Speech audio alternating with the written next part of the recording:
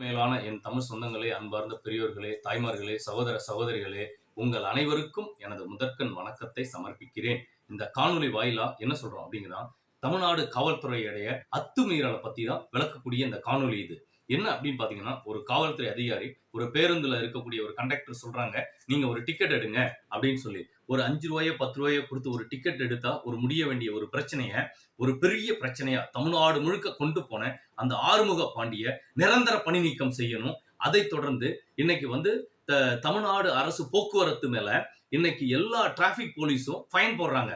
நீங்க அதுல அத்துமீறல் பண்றீங்க, இதுல அத்துமீறல் பண்றீங்கன்னு இப்போ ஒரு 22 பஸ் மேல ஃபைன் போட்டிருக்காங்க, பெனால்டி போட்டிருக்காங்க. இது எவ்வளவு கொடுமையான விஷயம். மக்களே, 8 கோடி தமிழர்களும் நம்ம பார்த்துக்கிட்டு சும்மா இருக்கக்கூடாது.